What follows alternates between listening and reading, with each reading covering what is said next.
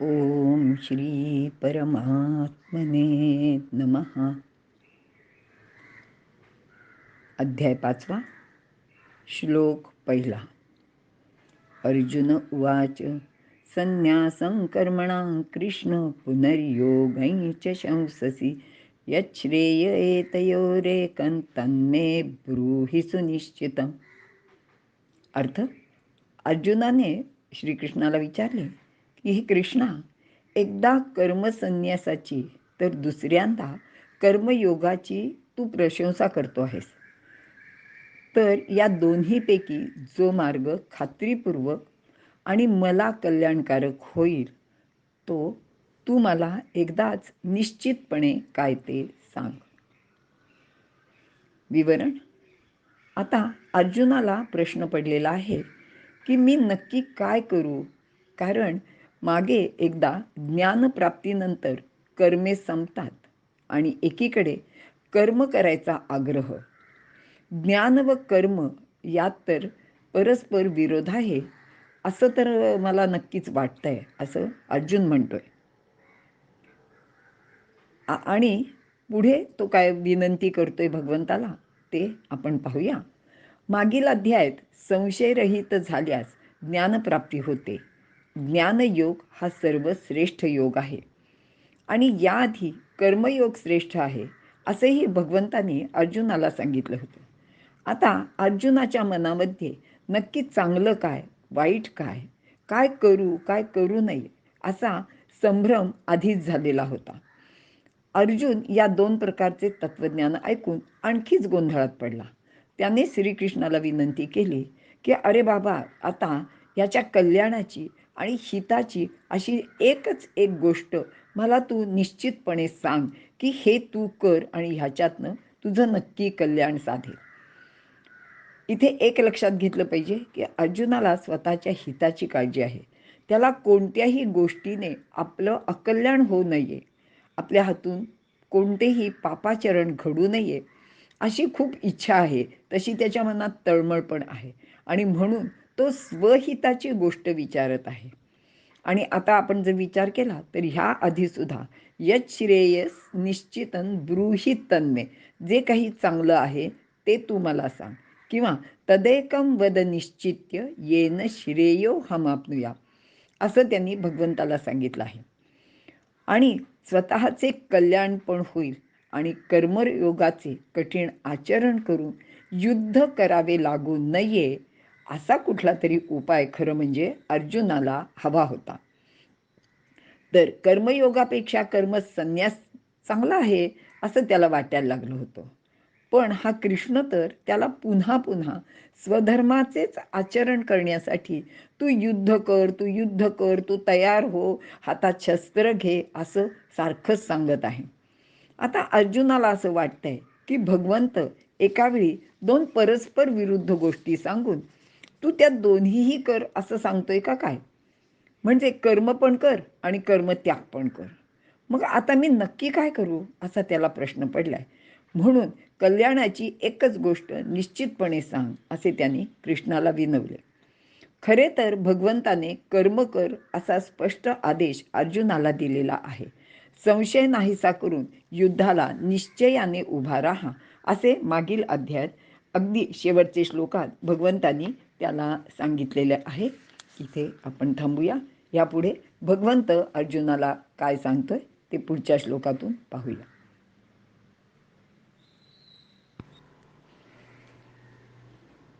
श्लोक 2. श्री भगवानुवाच. संन्यासकर्मयोगश्च निःश्रेयसकरावुभौ तयोस्तु कर्मसन्न्यासात् कर्मयोगो विशिष्यते.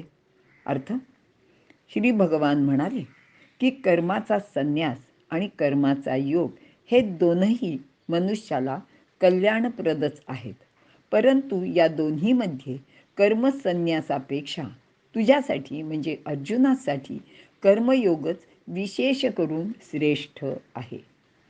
विवरण. संन्यास या पदाचा अर्थ कर्मत्याग असा नाही, तर ती एक आंतरिक वृत्ती आहे. कामक्रोध असू नये, निष्कामता आणि निर्द्वंद्व वृत्ती म्हणजे संन्यास. तो नित्य हवा असे भगवंत सांगत आहेत. त्याचबरोबर ज्ञानप्राप्ती करणे हे सुद्धा संन्यासाचे मुख्य ध्येय असायला पाहिजे. संन्यास म्हणजे कर्माचा संन्यास किंवा काहीही न करणे असा अर्थ नाही. शिवाय संन्यास म्हणजे भगवी वस्त्रे परिधान करून भिक्षा मागायची असा सुद्धा नाही. कारण तो एक फक्त बाह्य आचार आहे किंवा उपचार आहे. येथे वृत्ती संन्यासी हवी. माणसाला कर्म न करून कधीच चालत नाही आणि कृष्णाला तर ही गोष्ट कधीच मान्य नाही. तो कोणालाही शक्य नाही, स्वतःला सुद्धा नाही. स्वतः भगवान श्रीकृष्ण हे कर्मयोगी होते, म्हणून सांख्ययोगाचे आचरण करावे ते विवेकपूर्व प्रखर वैराग्याशिवाय होऊ शकत नाही. येथे संपूर्ण आसक्ती नष्ट झाल्याखेरीज ज्ञानप्राप्ती नाही. म्हणून सामान्यांसाठी हे आचरण किंवा साधन थोडेसे क्लेशकारक आहे असे भगवंत सांगत आहेत. आणि अर्जुनाने तर संन्यास शब्दाचा अर्थ काहीही न करणे असाच घेतला आहे. इथे एक लक्षात घेतलं पाहिजे की अर्जुन हा आपल्यासारख्या सर्वसामान्य माणसांचंच जणू काही इथे प्रतिनिधित्व करत आहे. फक्त आपल्यात आणि अर्जुनात एक थोडासा फरक आहे की अर्जुन हा प्राज्ञ अतिशय बुद्धिमान होता आणि म्हणूनच त्यांनी अगदी अचूक असे प्रश्न भगवंताला विचारलेले आहेत. पण उदरनिर्वाहासाठी भिक्षा मागण्याचे कर्म तरी माणसाला करावेच लागते ना. या भिक्षा मागण्यात एक धोका असतो.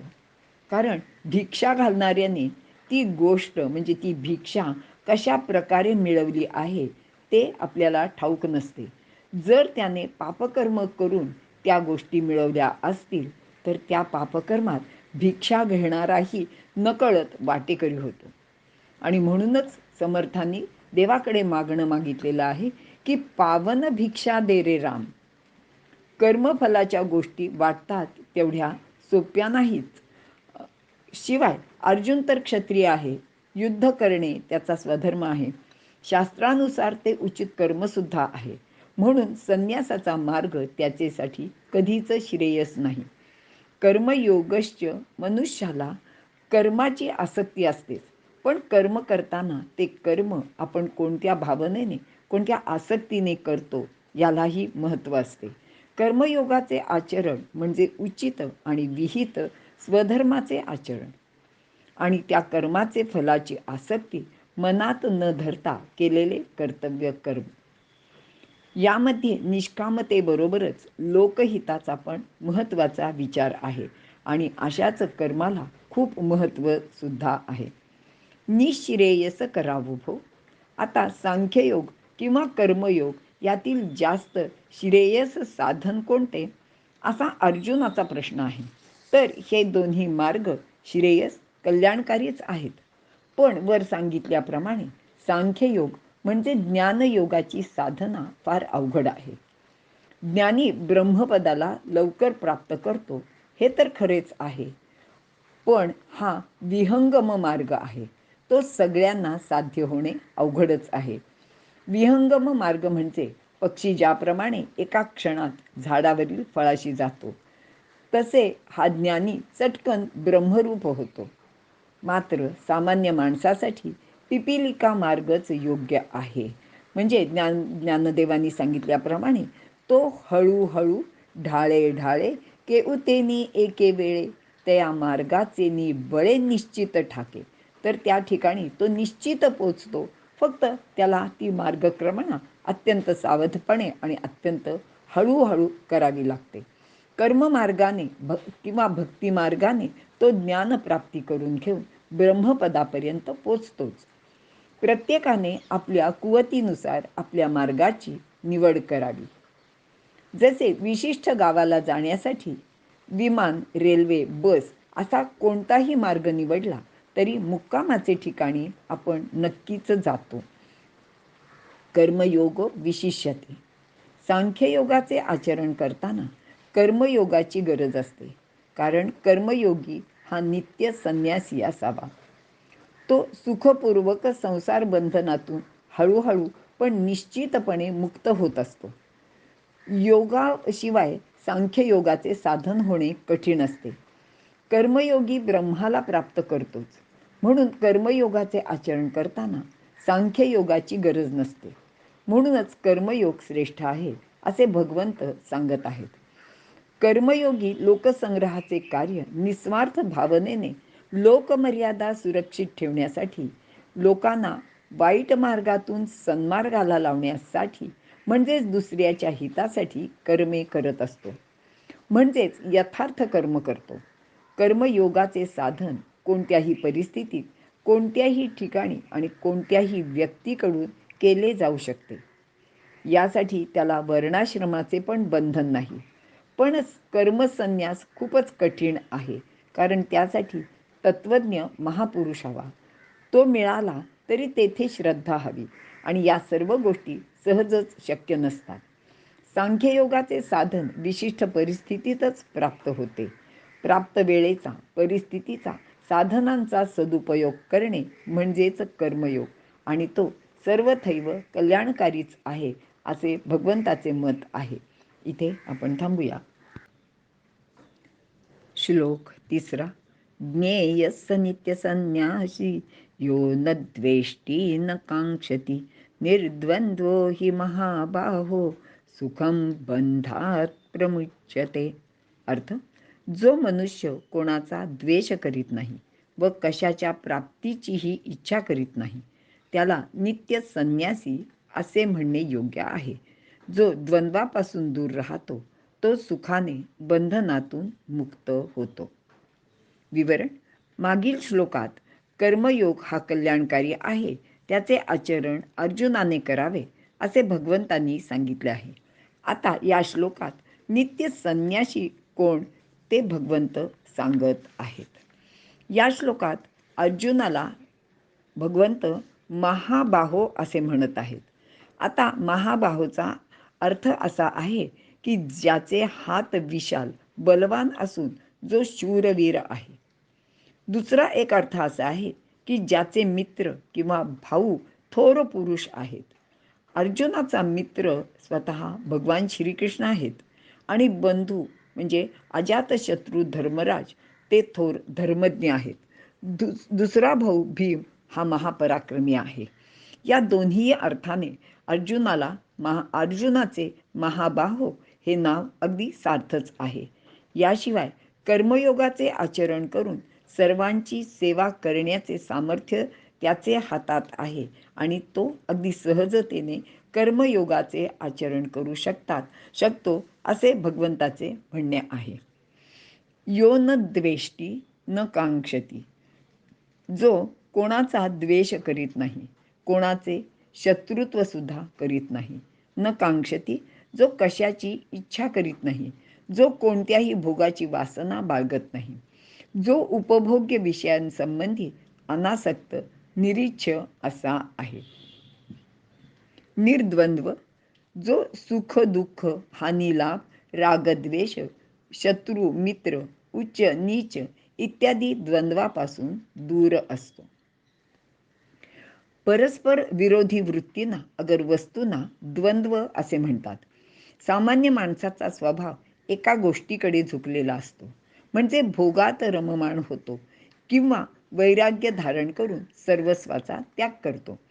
कोणत्याही एका भाववृत्तीत राहणे सोपे असते, परंतु विरोधी भाववृत्तीचा समतोल साधणे फार कठीण असते. म्हणजेच आपल्या घरातील चमचा किंवा पळी श्रीखंडात बुडवली किंवा पिठल्यात बुडवली तर त्या पळीला काही सुख किंवा आनंद मिळत नाही, किंवा त्याचे दुःख पण नसते. अशा प्रकारे सुख आणि दुःख भोगताना इंद्रियांची वृत्ती समतोल राखणे म्हणजेच संन्यास वृत्ती किंवा निर्द्वंद्व अवस्था. न कांक्षती, इच्छा न करणे. कोणत्याही गोष्टीची मनात इच्छा उत्पन्न झाली की ती पूर्ण व्हावी असं प्रत्येकालाच वाटत असतं. ती पूर्ण झाली नाही तर माणसाला दुःख होते. म्हणजे समर्थांनी सांगितलेलंच आहे की न होता मनासारिखे दुःख मोठे. सर्वसामान्य माणसांचे बाबतीत अनेक गोष्टी मनाविरुद्धच होत असतात, आणि एखादी गोष्ट मनासारखी झाली तर मग त्या माणसाला खूप आनंद होतो, त्याच्या आशा पल्लवित होतात. मग तो इतर गोष्टींची इच्छा करू लागतो, कारण याआधी त्याचे मनासारखे झाले होते. यातून माणसाची हाव वाढत जाते. अशातच आपल्याला हवी असलेली गोष्ट इतरांजवळ असेल तर आणि ती आपल्याकडे नाही, ती आपल्याला मिळत नाही असे लक्षात आले तर तो त्या व्यक्तीचा द्वेष करायला लागतो. म्हणून माणसाने प्राप्त परिस्थितीत समाधान मानले नाही तर त्याच्या पदरी निराशा किंवा दुःख येते. द्वेष केल्याने मनाची शांती नाहीशी होते. येथेही मनाचा समतोलच गरजेचा आहे. म्हणून माणसाने एखाद्या विशिष्ट आसक्तीला व इच्छेला फाजील महत्त्व देऊ नये. इच्छा उत्पन्न होते आणि ती नष्ट होते. ती सतत बदलत पण असते. अशा अनेक इच्छा मनात उत्पन्न होतात आणि नाहीशा सुद्धा होतात. म्हणून अशा उपभोगांच्या इच्छा मनात करण्याऐवजी एकच एक इच्छा मनात सतत ठेवावी, ती म्हणजे स्वकल्याणाची, व ती पूर्णत्वास जाईल अशी महत्त्वाकांक्षा मनात धरून तसे प्रयत्न अगदी मनापासून माणसाने करावेत. आणि हेच खरे कर्मयोगाचे आचरण आहे. राग म्हणजे प्रेम, आसक्ती, आवड आणि द्वेष म्हणजे नावड. हे द्वंद्व माणसाला प्रपंचात अडकवूनच ठेवते. आपल्याभोवती असलेली अनेक साधने, अनेक माणसांच्या मनात द्वंद्व उत्पन्न करतात. या सर्व असत गोष्टी आहेत. त्यामध्ये किंवा त्यांचे विचारात सतत राहिल्याने सद्गोष्ट आपल्याला कळतच नाही. कारण रागद्वेषाला मनात सतत थारा दिल्याने प्रपंच स्थिर व खरा आहे असे वाटते. पण ही सर्व गोष्ट खरोखरच अत्यंत फसवी आहे. म्हणून मनातील द्वंद्वे नाहीशी करण्याचा प्रयत्न करावा. भोगवासनेची पूर्ण निवृत्ती हेच संन्यासाचे मुख्य लक्षण आहे. म्हणून संन्यास धर्म हा अत्यंत कठीण आहे असं भगवंत सांगतात. मात्र कर्मयोगात राहून थोडा भोग, थोडी निवृत्ती असे वळण मनाला लावले तर माणूस आपली उन्नती करून घेऊ शकतो. या कठीण अशा संन्यासाची 4 मुख्य लक्षणे आहेत. या श्लोकात सांगितलेली आहेत. 1. द्वेष न करणे. 2. भोगेच्छा नसणे. 3. द्वंद्वापासून अलिप्त असणे. आणि 4. हे तीनही गुण सतत आपल्यात असणे. असे ज्याच्याजवळ असेल तो या संन्यास मार्गाचा खरा अधिकारी असतो व तोच संन्यास मार्गाने मोक्ष प्राप्त करू शकतो असे भगवंतांनी अर्जुनाला सांगितले आहे. इथे आपण थांबूया. श्लोक 4. सांख्ययोगौ पृथक् बालाः प्रवदन्तेन पंडिताः एकमप्यास्थितः सम्यक् उभयोर्विन्दते फलम्. अर्थ: अज्ञ लोक सांख्यमार्ग व कर्ममार्ग वेगळे आहेत असेच मानतात, पण ज्ञानी लोक तसे मानत नाहीत. कारण यापैकी कोणत्याही एका मार्गाचे चांगल्या प्रकारे अनुष्ठान केले तरी त्यामुळे दोन्हीचेही फळ मनुष्याला प्राप्त होते. विवरण: मागील श्लोकात संन्यासाचा खरा अधिकारी म्हणजे खरा संन्यासी कोणाला म्हणावे ते भगवंतांनी सांगितलेले आहे. या श्लोकात सांख्य मार्गाचे किंवा कर्ममार्गाचे यापैकी एका कोणत्याही मार्गाचे आचरण केल्यास त्यापासून मिळणारे फळ एकच आहे असे भगवंत सांगत आहेत. या जगात 2 प्रकारच्या प्रवृत्तीचे लोक असतात. पैकी सांख्यांची प्रवृत्ती ज्ञानाकडे तर योग्यांची प्रवृत्ती कर्माकडे असते. जशी ज्याची स्वाभाविक वृत्ती आहे तसे तो आचरण करतो आणि त्यातच त्याचे कल्याण होते. मात्र आपल्या स्वाभाविक प्रवृत्ती विरुद्ध वागल्यास फार मोठी हानी होते. सांख्य हे तत्वज्ञान आहे तर योग म्हणजे आचरण आहे. या दोन्ही दृष्टीने विचार केल्यास कर्म करणे योग्यच आहे. अर्जुन आपल्या स्वतःच्या सोयीचा अर्थ घेऊ पाहत आहे. पण वर सांगितल्याप्रमाणे ज्ञानप्राप्तीसाठी कर्मयोगाचे आचरण करणे अत्यंत आवश्यकच असते. योग म्हणजेच कुशलतेने कर्म करणे. कर्मसन्यास याचा चुकीचा अर्थ लावल्याने लोक कर्माचा त्याग करू पाहतात जसे अर्जुन युद्धाचे कर्म टाळू पाहत आहे. पण कर्मसन्यास म्हणजे ज्ञान प्राप्त करण्याची साधना, कर्माच्या स्वरूपाने त्याग करणे. याला सांख्ययोग असे भगवंतांनी सांगितलेले आहे. असा भेद ज्याला कळत नाही त्याला या श्लोकात बाल म्हणजे बालबुद्धीचे किंवा अज्ञानी असे म्हटले आहे. मात्र ज्यांनी सांख्ययोग व कर्मयोगाचे तत्वाला योग्य प्रकारे समजून घेतले आहे ते लोक दोन्ही मार्ग एकच फळ देणारे आहेत असे मानतात. ते साधनांच्या प्रणालीला महत्त्व देत नाहीत आणि ते खरे बुद्धिमान, पंडित किंवा ज्ञानी आहेत असे भगवंत सांगत आहेत. या दोन्ही मार्गाचे फल एकच असल्याने कोणताही मार्ग आपल्या कुवतीप्रमाणे निवडावा आणि त्याचा मनापासून प्रयत्नपूर्वक आचरण किंवा अभ्यास करावा असे भगवंत सांगत आहेत. इथे आपण थांबूया. श्लोक 5. यत् सांख्ये प्राप्यते स्थानं तद्योगैरपि गम्यते एकं सांख्यं च योगं च यः पश्यति स पश्यति. अर्थ, जे स्थान सांख्यांना प्राप्त होते तेच योग्यांनाही मिळते. म्हणून सांख्य आणि योग जो एकरूपतेने पाहतो तोच खरा यथार्थपणे पाहतो असे भगवंत सांगत आहेत. विवरण. मागील श्लोकात सांख्ययोग व कर्मयोग एकच आहेत.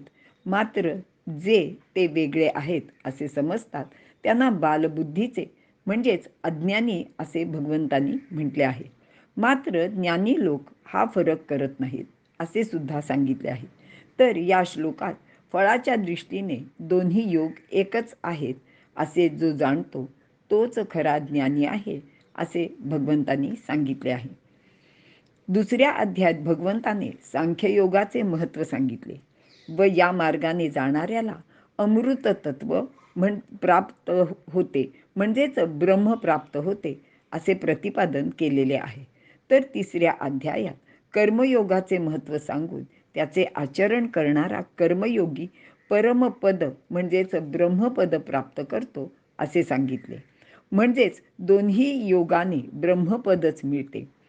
पण सांख्ययोगापेक्षा कर्मयोगाचे आचरण सोपे असून ते कोणीही करू शकतो. आता अर्जुनाचे मनात शंका निर्माण झाली व त्यास भगवंताने उत्तर दिले की सांख्य व कर्मयोग दोघांचेही ध्येय एकच आहे, ते म्हणजे ब्रह्मप्राप्ती. त्यामुळेच या दोन्हीमध्ये भेद नाही. मात्र हे ज्याला कळत नाही तो हे दोन मार्ग भिन्न समजतो व स्वतःचाच मार्ग खरा म्हणून वितंडवाद घालीत बसतो. सांख्य तत्वज्ञानात आत्मा हाच खरा असून तो नेहमी जड शरीरे बदलत असतो. जैसे जीर्ण वस्त्र सांडीचे मग नूतन वेढीचे, तैसे देहांतराते स्वीकारीजे चैतन्य नाथे. म्हणून शरीराविषयी सुख दुःख मानू नये. शरीर हे नाशिवंत आहे, ते कधीतरी नष्ट होणारच हे बुद्धीला एकदा पटले की मग माणसाला त्याची आसक्ती राहत नाही व मग मृत्यूची सुद्धा भीती वाटत नाही. मग तो माणूस किंवा ती व्यक्ती कोणतेही कर्म करायला सहज सिद्ध होतो. ज्याप्रमाणे क्रांतिकारक लोकांनी स्वतःच्या जीवाची बाजी लावली, हसत हसत वंदे मातरम म्हणत फासावर चढले, याचप्रमाणे कर्मयोगात यशापयशाची क्षिती न बाळगता जर स्वधर्माचे आचरण करून आनंदाने कर्म केले तर त्याचे बंधन होत नाही. म्हणूनच बुद्धी निर्लेप ठेवून अपेक्षा न बाळगता कर्म करण्याचे कौशल्य साधणे म्हणजेच कर्मयोग साधणे. इथे दोन्ही योगातील आचरणाचा भेद लक्षात घ्यायला हवा. पण फलाच्या दृष्टीने दोन्ही मार्ग सारखेच आहेत आणि हीच गोष्ट ज्ञानी माणूस जाणतो असं भगवंतांनी अर्जुनाला सांगितलेलं आहे. इथे आपण थांबूया. श्लोक 6. संन्यासस्तु महाबाहो दुःखमाप्तुम योगतः योगयुक्तो मुनिर्ब्रह्म न चिरेणाधिगच्छति. अर्थ, हे महाबाहो अर्जुना, कर्मसन्यास झाला तरी तो योगाखेरीज म्हणजेच कर्माखेरीज प्राप्त होणे महाकठीण आहे. जो मुनी कर्मयोगयुक्त झाला त्याला ब्रह्माची प्राप्ती लवकरच होते. विवरण: मागील श्लोकात सांख्ययोग व कर्मयोग यांचे फल एकच असल्याने ते दोन्ही मार्ग भिन्न नाहीत असे ज्ञानी लोक जाणतात. असा विचार भगवंतांनी अर्जुनाला सांगितला. अर्जुनाच्या मनात आधीच किंवा मुळातच युद्धाचे कर्म करूच नये असे विचार येतच होते. आणि आता तर काय, भगवंतही त्याचे म्हणण्याला थोडीशी पुष्टी देणारे विधान करीत आहेत असं त्याला वाटायला लागतं. मग संन्यास मार्गाचे आचरण करून युद्ध न करावे असा विचार अर्जुनाचे मनात आला आणि तो त्याच्या चेहऱ्यावर पण दिसलाच. पण काय झालं, मनकवड्या असलेल्या भगवान श्रीकृष्णाला तो लगेचच कळला.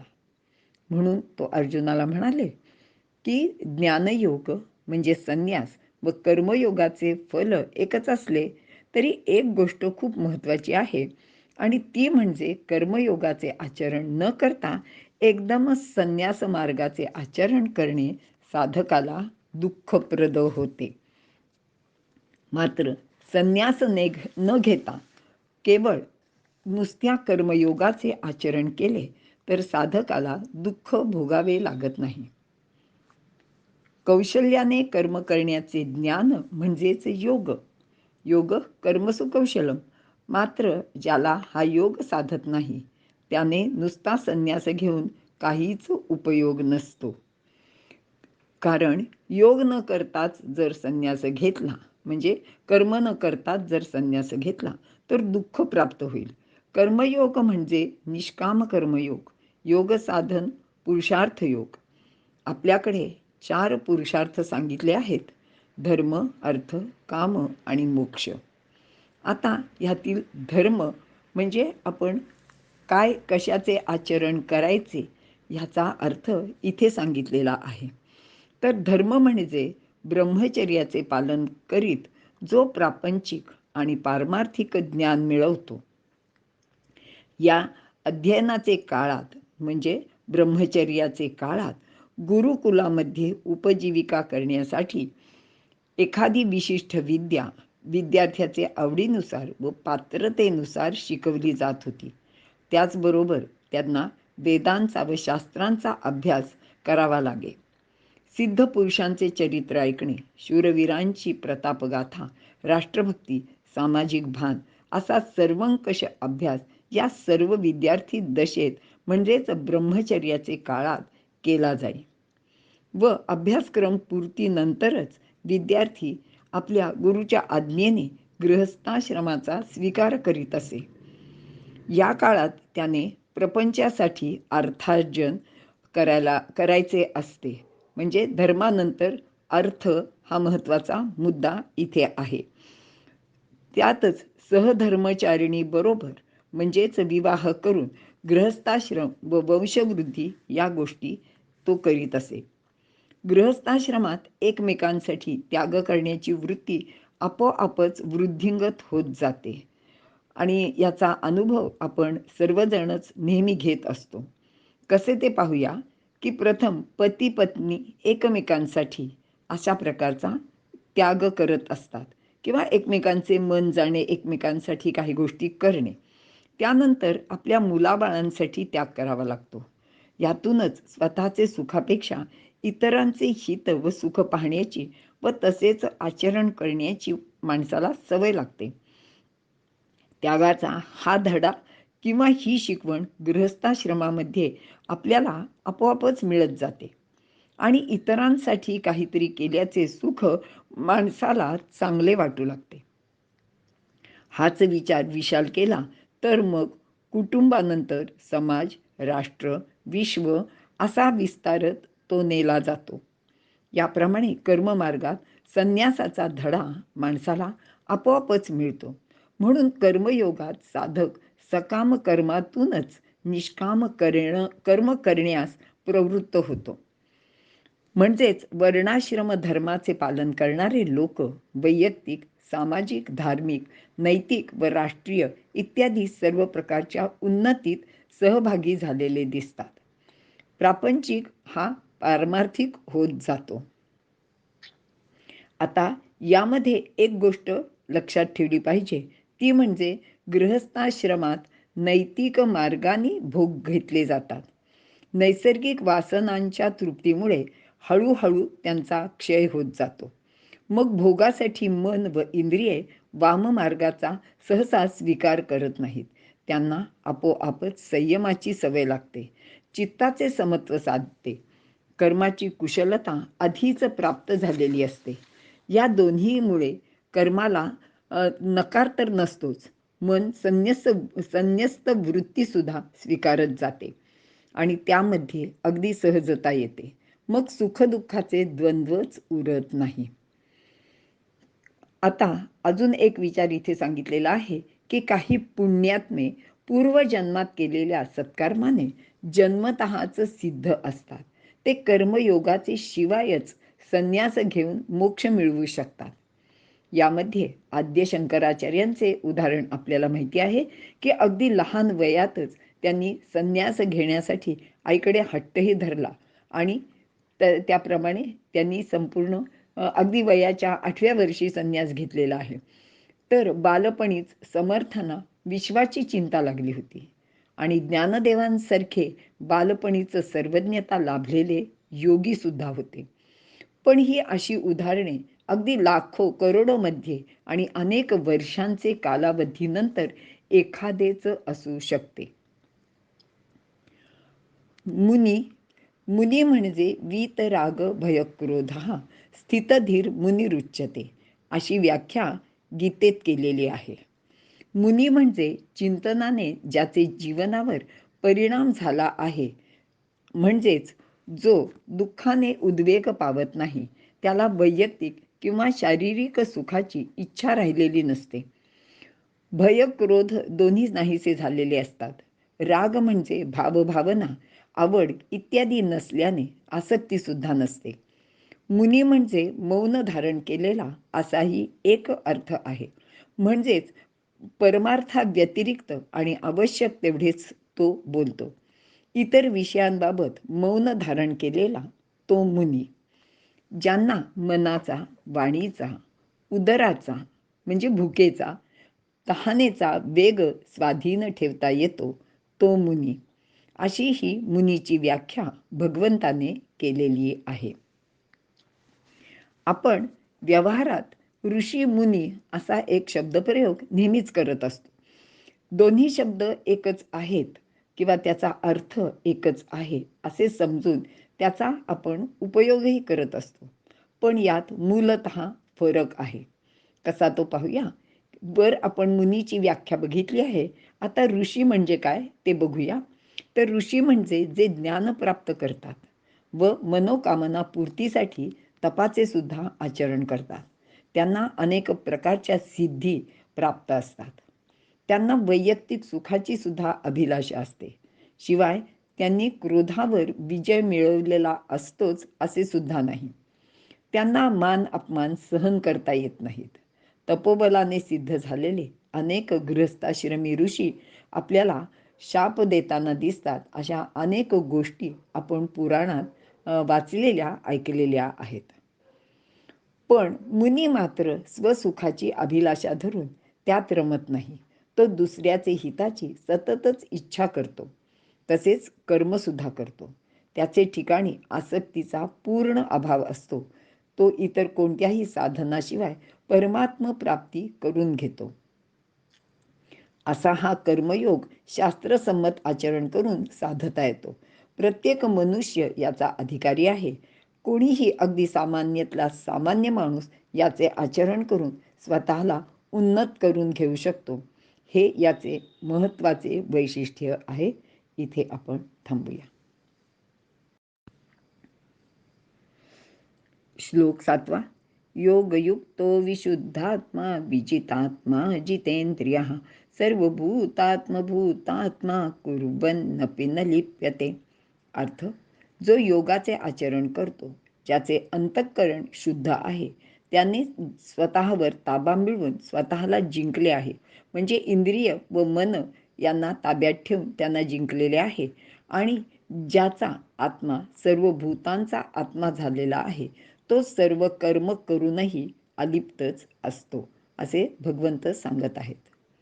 विवरण: मागील श्लोकात कर्मयोगाच्या आचरणा वाचून संन्यासाची प्राप्ती म्हणजेच ज्ञान होणे अवघड असते आणि कर्मयोगी ज्ञान लवकर मिळवू शकतो असे भगवंतांनी अर्जुनाला सांगितलेले आहे. जो कर्मयोगी मनाने पवित्र, आत्मसंयमी आणि जितेंद्रिय असतो तो सर्व भूतांमध्ये आत्मरूप पाहतो. तो कर्म करूनही लिप्त होत नाही, असे या श्लोकात भगवंत सांगत आहेत. अर्थातच ही सर्व ज्ञानाची लक्षणे आहेत आणि याच गुणांना संन्यास वृत्ती असे म्हटलेले आहे. योगयुक्त, ज्याने योग साधलेला आहे असा, योगाच्या पद्धतीने आपले दैनंदिन कार्य करणारा असा योगयुक्ताचा अर्थ आहे. असे आचरण ज्याचा स्वभाव धर्मच झाला आहे. योगाचा अर्थ समता आणि कर्मकुशलता असा आहे. म्हणजेच समत्व चित्ताचे, त्याची सार जाण योगाचे किंवा योग कर्मसु कौशलम असे भगवंतांनी अर्जुनाला याआधी सांगितलेले आहे. अशा पद्धतीने आपले जीवन कंठणारा तो योगी म्हणजेच योगाने आचरणाने युक्त असलेला तो योगयुक्त. विशुद्धात्मा, आत्मा म्हणजे आतील गोष्ट, ज्याचे आचरण शुद्ध आहे तो विशुद्धात्मा. आत्मा या शब्दात शरीर, इंद्रिय, मन, बुद्धी आणि आत्मा असे सर्व काही अंतर्भूत आहे. म्हणून या सर्वांनी मिळून केलेले कोणतेही कर्म शुद्ध असले पाहिजे. त्याचे मनात व बुद्धीचे ठिकाणी कोणताही वाईट विचार येत नाही. त्याचे हातून कोणतेही अनुचित कर्म घडत नाही. त्याचे शरीर निर्दोष, निरोगी, निर्मल असे असून सर्व इंद्रिये सुसंस्कारित असल्याने ती कुमार्गाकडे वळत नाहीत. बुद्धी शुद्ध असल्याने आत्मा नेहमीच प्रसन्न असतो. असा शुद्ध अंतःकरणाचा साधक आपले प्रत्येक काम किंवा कर्म निष्काम भावनेनेच करीत असतो. विजितात्मा, कर्मयोगात शरीर सुखाचा आणि आळसाचा त्याग करणे अत्यंत महत्त्वाचे आहे. कारण साधकाला शरीराला म्हणजेच इंद्रियांना वश करायचे आहे. आत्मा म्हणजे मी स्वतः असा अर्थ आहे. म्हणजेच मी, माझा देह, विचार, मन, बुद्धी या सर्व गोष्टी वशच असल्या पाहिजेत. असे झाले तर तो माणूस भावनेच्या भरात कोणतीही गोष्ट कधी करत नाही. प्रत्येक गोष्ट तो विचारपूर्वकच करतो. त्याला केलेल्या कर्माचा कधी पश्चाताप करावा लागत नाही आणि म्हणून तो विजितात्मा. जितेंद्रिय, इंद्रियांना ज्याने वश केले आहे. सामान्य माणूस नेहमी इंद्रियांचे अधीन असतो, पण कासवाप्रमाणे हा योगी आपल्या सर्व इंद्रियांना आपल्या ताब्यात ठेवतो. म्हणजेच कुर्मोंगानीव सर्वशः किंवा सर्व इंद्रिये ज्याचे म्हणितले करती असे ज्ञानदेव सांगतात. सर्वसामान्य माणूस सत असत व्यवहार करीत असतो, पण हा जितेंद्रिय मात्र कधीही असत व्यवहार करत नाही. कोणत्याही विषयावर हा मात करतो, त्याला आपल्या अधीन ठेवतो. तो स्वतंत्र असतो. सामान्य माणूस विषयांचे अधीन असतो आणि तो पराधीनतेमुळे एखादे वेळी अविचाराने चुकीचे वर्तन करतो. कामक्रोधासारखे शत्रू त्याला पराजित करतात. म्हणून प्रत्येकाने आपला सद्विचार व सद्विवेक सतत जागृत ठेवून असत प्रवृत्तीवर मात करायला पाहिजे. प्रयत्नाने माणूस आत्मशुद्धी व विषयांवर असा विजय नक्कीच प्राप्त करू शकतो. योगतत्पर माणूस किंवा साधक आत्मशुद्धी, इंद्रिय जय व आत्मजय हे क्रमाक्रमाने प्राप्त करतो. थोडक्यात ज्यावेळी आत्म्याचा विजय होतो त्यावेळी शरीर, इंद्रिय, मन आणि बुद्धी आत्म्याच्या अधीन असतात व ते स्वेच्छाचार करत नाहीत. हेच आत्म्याचे राज्य असून याला आध्यात्मिक स्वराज्य असेही म्हणतात. सर्व भूतात्मा, सर्व प्राणीमात्रांशी आपले ऐक्य समजणे. विद्या विनय संपन्ने ब्राह्मणे गविहस्तिनी शुनीचैव श्वपाके च पंडिता समदर्शिनः असा याचा अर्थ आहे. आणि भूत म्हणजे सजीव प्राणी, यांना आत्मभूत किंवा स्वतःप्रमाणे मानणे. असा माणूस इतरांमध्ये व स्वतःमध्ये भेद मानत नाही. म्हणूनच तुकाराम महाराजांनी आपल्या मुलांसाठी आणलेली उसाची मोळी गावातल्या मुलांना सहजच वाटून टाकली. किंवा नामदेवांचं उदाहरण तर आपल्याला अनेक वेळा सांगितलेलं आहे आणि आपल्या सर्वांच्या ते लक्षातच सुद्धा असेल. असे हे समदर्शी स्वतःशी व्यवहार केल्याप्रमाणे इतरांशी सुद्धा वागतात. आपण स्वतःला काही त्रास देत नाही. आपण आपल्याशीच कधी वाईट वागत नाही. आपण आपलाच अपमान सुद्धा करत नाही. असा माणूस कधीच कोणते दुष्कर्म करत नाही. दुसऱ्यावर उपकार करण्याचे भावनेने तो कोणतीच गोष्ट करत नाही. हा परका आणि हा माझा हा भेदही त्याच्याजवळ उरलेला नसतो. म्हणूनच त्याला कोणतेच कर्म बाधत नाही. तो योगी निर्लेप वृत्तीने राहत असतो. एकनाथांसारखे संत प्रपंचात राहून अशा प्रकारचे जीवन जगत होते. प्रापंचिकाने परमार्थ कसा साधावा याचा उत्तम आदर्श असा हा त्यांचा प्रपंच होता. ते कधीही कोणावर रागवत नसत. त्यांनी कधी कोणाचा द्वेष सुद्धा केला नाही. उपकाराची भावना तर त्यांच्या मनात कधी डोकावली सुद्धा नाही. आपल्याला माहितीच असेल, पण एक गमतीचं उदाहरण म्हणून सांगते की एकदा एक ब्राह्मण त्यांच्याकडे आला. त्याला काही पैशाची अडचण होती, म्हणून आपल्याला काही मदत मिळेल म्हणून तो गावातल्या काही प्रतिष्ठित लोकांच्याकडे गेला. आणि त्या गावातील लोकांनी, एकनाथांना राग येईल असं तू काहीतरी करून दाखव, मग आम्ही तुला बक्षीस देऊ. बक्षिसाच्या लोभाने त्याने एकनाथांना राग येईल असे अपशब्द बोलून बघितले. पण नाथांनी त्याचं काही लक्षच दिलं नाही त्याच्याकडे. आणि त्याला आपल्या समवेत दमून आला, तर जेवणाची वेळ झाली तर तू माझ्याबरोबर भोजनास पण बस असे म्हणून आपल्या शेजारी त्याचे पान वाढले. आता भोजन वाढण्यासाठी त्यांची पत्नी तिथे आलेली होती. आणि हा महाभाग त्यांच्या पत्नीच्या सुद्धा वाटेस गेला. पण त्या एकनाथांच्याच पत्नी होत्या. त्यांनी त्याच्याकडे काही फारसं लक्ष दिलं नाही. आता मात्र त्याचा धीर सुटला आणि आता ह्यांना राग येण्यासाठी काहीतरी वेडंवाकडं वर्तन केलं पाहिजे म्हणून तो बसल्या जागेवरनं उठला आणि पटकन त्यांच्या पत्नीच्या पाठीवर उडी मारून तिच्या पाठुंगळी बसला. आता अशा वेळी तर नक्कीच राग येणारच ना. पण ते एकनाथ होते. त्यांना शांती ब्रह्मच म्हटलं जातं ना. मग ते म्हणाले की अगं अगं, ते पातेलं बाजूला ठेव आणि ह्या बाळाला आधी नीट सावर, आणि तो जर खाली पडला तर त्याला इजा होईल, तर तू असं काही करू नकोस, त्याला नीट धर. आता असा हा अपपर भावच त्यांच्याजवळ नव्हता. आणि इतक्या शांतपणाने नाथांनी हे सर्व केले. अर्थातच ब्राह्मणाला खूप पश्चाताप झाला. पण यातलं महत्त्वाचं गोष्ट सांगायची म्हणजे असे हे सर्व भूतहिते रताः योगी असतात. आणि असा हा सगळा विचार भगवंत अर्जुनाला सांगत आहेत. इथे आपण थांबूया.